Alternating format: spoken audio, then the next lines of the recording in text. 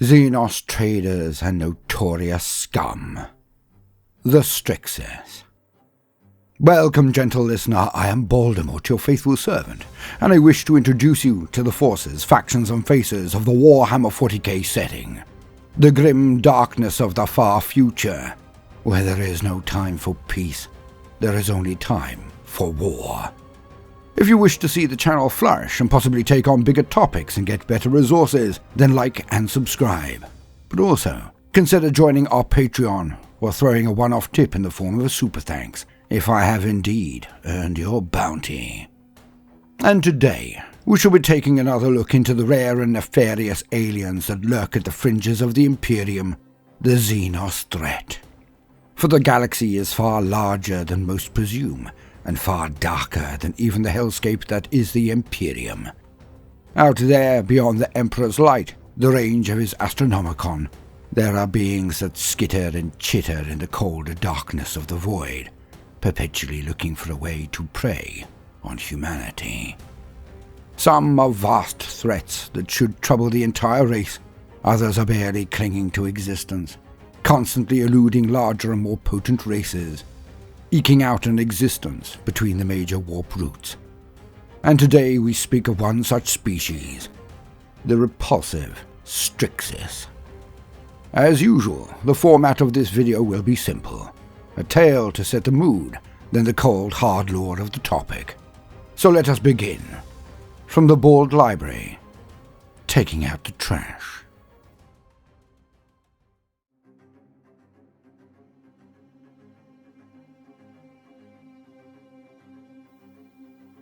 Captain Harkall could barely contain his wrath as he leapt to his feet and bellowed, "Now we have them! Engage engines, raise void shields!"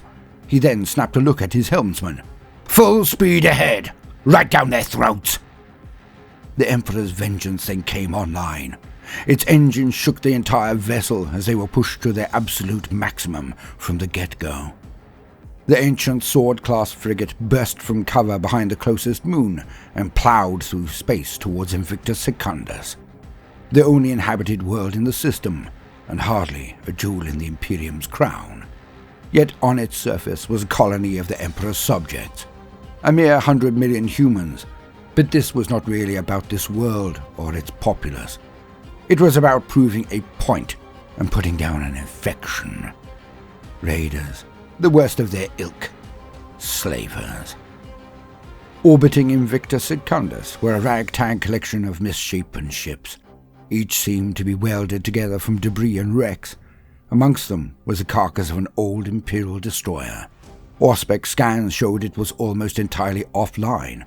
Only 1 in 4 of the caravan of carcass ships had independent engines of any worth. The rest were more like husks, but had just enough power to maintain life support. Not enough for weapons or even maneuvering thrusters, yet these must be where the victims were kept. The Vengeance steamed towards the Xenos ships, its front-facing laser batteries blazing. More dependable than plasma-based weapons, yet far shorter range, hence the subterfuge. They needed to get into close range fast. The Vengeance raked 3 ships from stem to stern before they had the opportunity to turn to face them. And those that could, or at least did, were few indeed. Shuttles were still being disgorged from the Xenos fleet, headed towards the planet below. Harkall had predicted this, of course. They were in for a surprise, all right. He had dropped off a phalanx of his best voidsmen before going to his hiding place in the shadow of the closest moon. The slavers were about to walk into a trap. Hardened defenses manned by the well-disciplined lines of Imperial soldiery. These scum did not stand a chance. But here in orbit was what would really count. Long had these scum plagued the undefended worlds in the sector, coming under banners of peace, requesting to merely trade. They were most often rebuffed. But any cowardly, foolish, greedy or stupid enough to entertain these Xenos had come to regret it mightily. On conclusion of any transaction, these Xenos had fully appraised themselves of the active defenses of the doltish world who had welcomed them in. Then they had torn them apart from orbit and descended to take every last man, woman and child, plus anything of worth whatsoever. After scouring a half-dozen worlds and stations, Harkle had been given his mandate. Find them and kill them. The Vengeance came on, tearing their ships to pieces with short-range broadsides, when one lead ship finally retorted. And all hell broke loose as the lambent energy beams shot from the Xenos ship slammed straight through the void shields and armor of the Vengeance. Damage reports came in quickly. Little had been done to the frame or function of the Vengeance, but entire decks of men had simply fallen over dead. Harkle could not deal with the importance of this report. He was solely concerned on victory right here, right now. Full broadside on the Xenos! Fire! Fire! Fire! He indicated his helmsman again. Speed up ahead! Ram them! The fire from the Vengeance tore the Xenos ships apart one and all, but the one who had fired back was directly in their path. It released another volley of its spectral rays, but could not stop the Vengeance.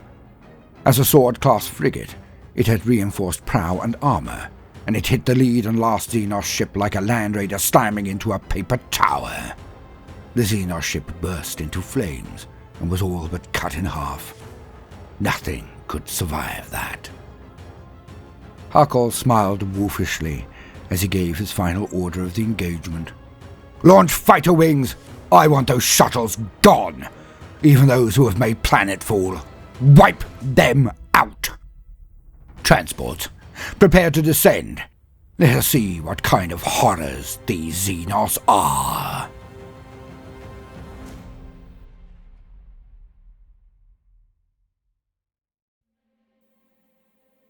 The Stryxis. Some have equated them to the Skaven of the Dark Future. Others have identified them as a facsimile of kobolds of fantasy in Dungeons and Dragons. Yet, I think of them as the ultimate expression of the darker elements of the Ferengi of Star Trek fame. Or possibly, even elongated Jawas. They're equally capricious, yet far more treacherous. Slave traders and duplicitous vermin. They are the canker at the heart of the Coronas expanse. Everything about them is deceitful. Everything. From their trading practices to their very presentation, it is all a lie. The Stryxis are reputed to be a homeless nomadic race who infest regions of space. Yet this may simply be because none have found their homeworld's location. Others believe that it must have been destroyed in some uncatalogued event, potentially quite some time ago.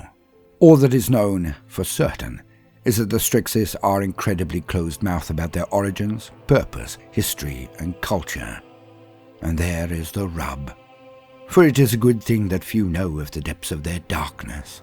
It comes not just from their culture and predilections, but even from their very technology. A dark and twisted discipline, to be certain. Now let us get to the who, what, when, and why of the matter. Who, or what, are the Stryxis?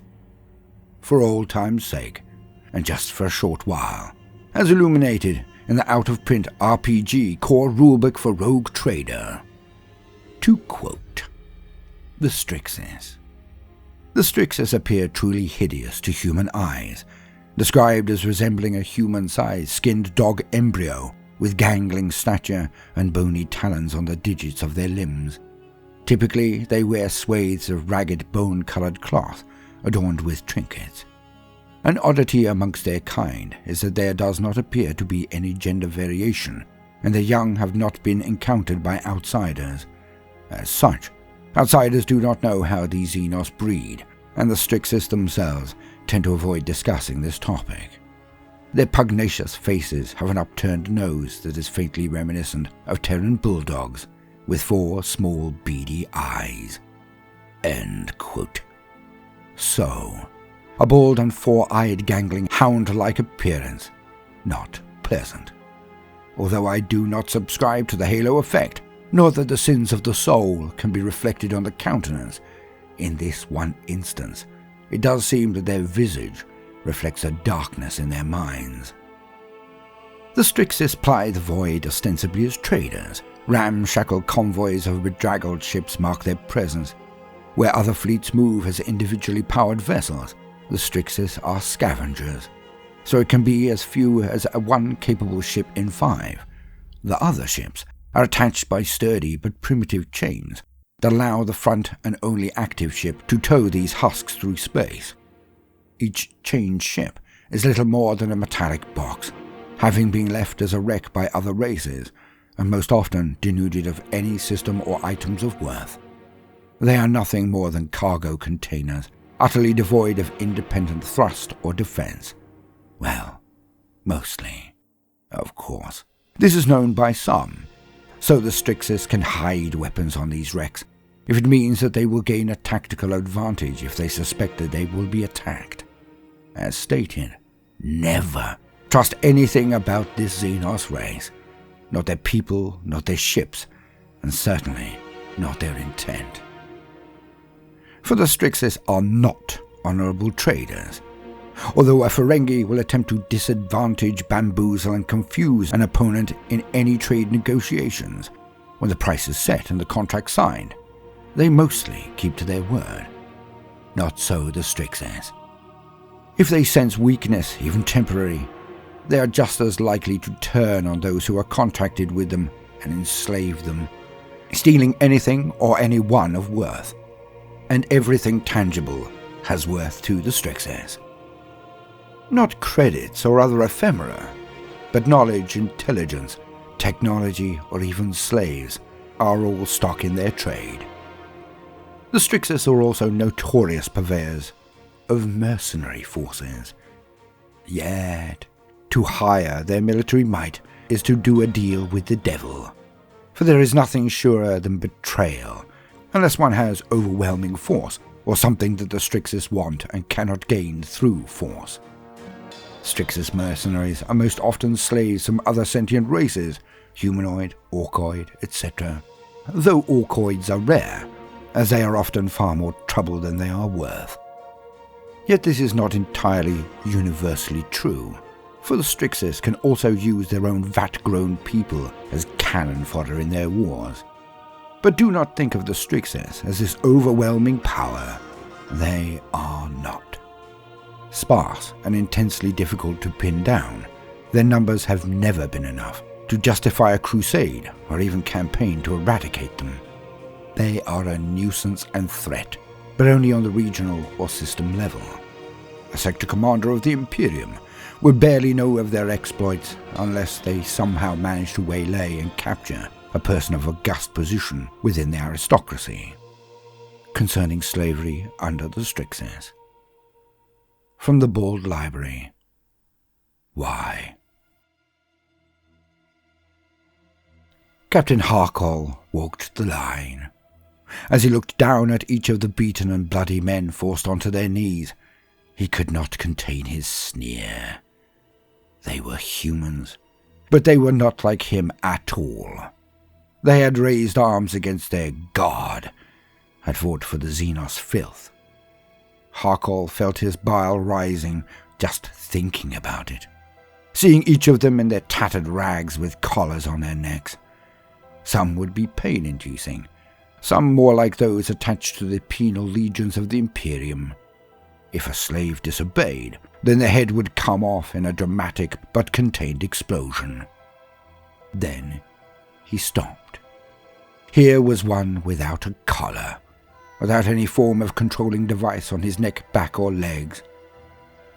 Harkol knew what this meant. He had done this willingly. He took his baton of office and lifted the chin of the traitor so he could see into its eyes. This was no longer human. Why? Was all he could whisper. The slouched figure snapped his eyes to meet the lieutenant's as he spat. They captured us, enslaved us. But they fed us. Harkol responded. Was that all it took? To betray your people? Your god? Snarled Harkol. Knowing his end was already determined, the man sighed and flatly stated, Your navy. Ever eaten a neighbour? A relative? Harkol's sneer deepened, etching itself onto his features in a look of pure revulsion. The beaten man shrugged, then gave his last words. No defiance, no anger, a simple statement of his experience, his view.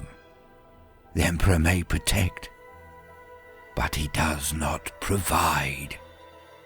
In one fluid movement, Harkol's las pistol slipped from its holster.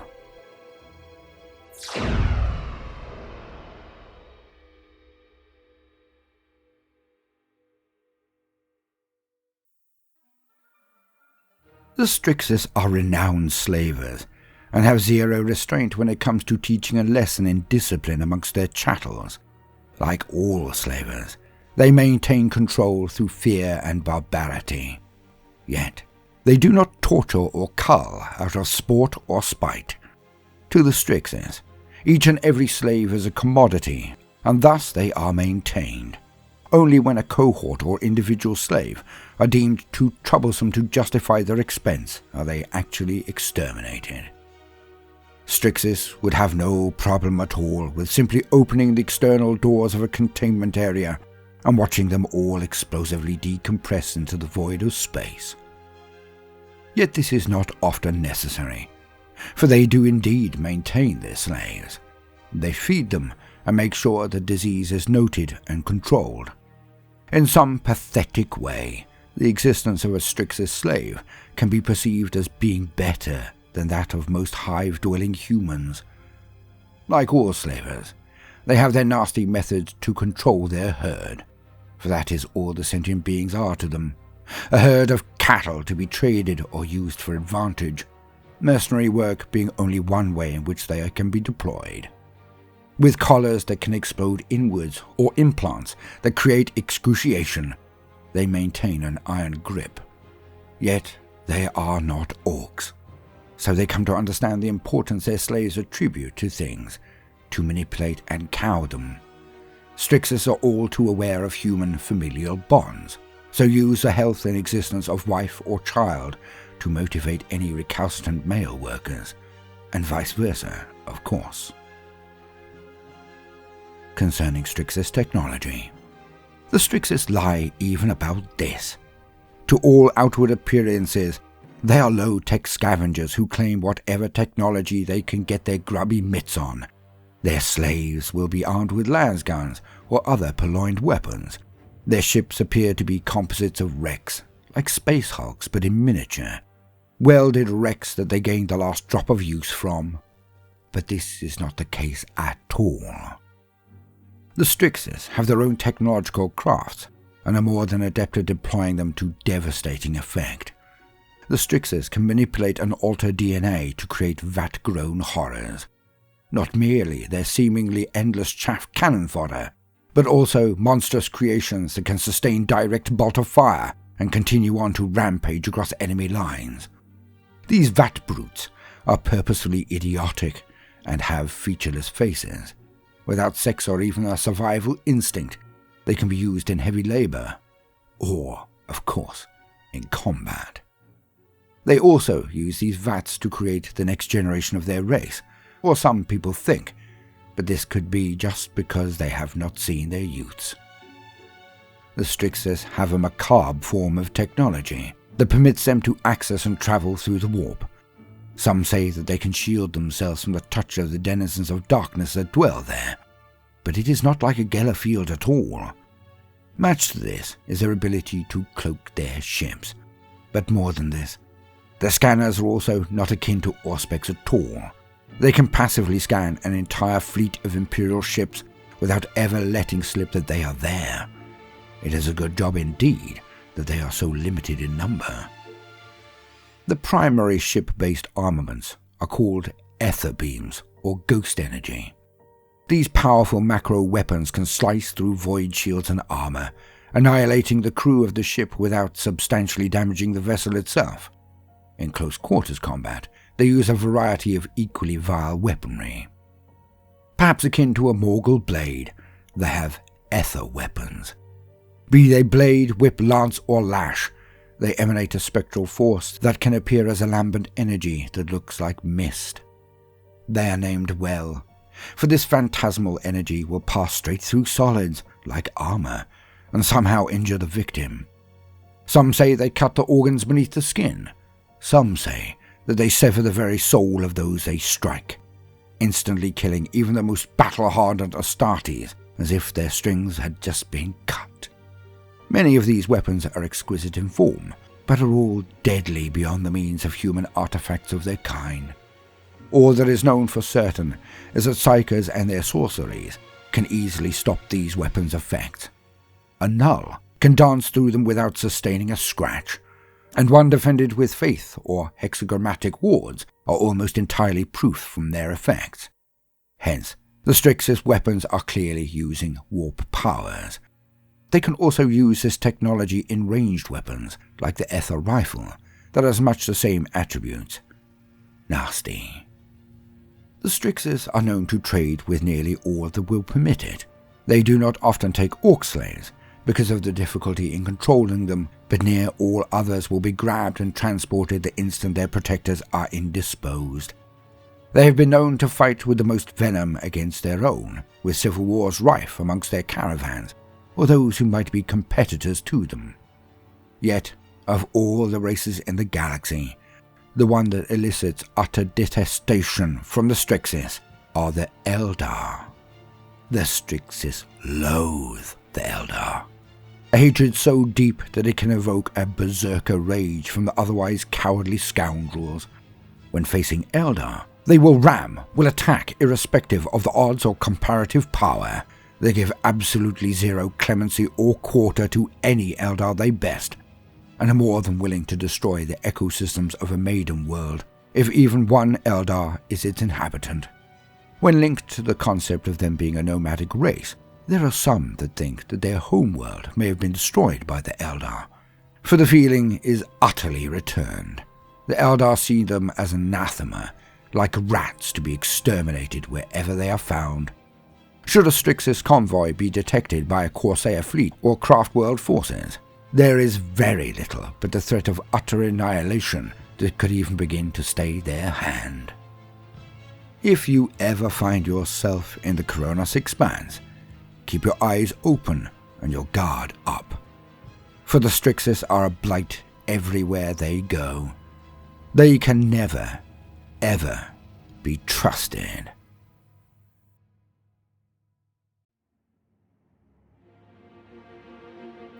I have been Baldermort, your faithful servant. Like and subscribe, tip if I have earned your bounty, and please do consider joining our Patreon.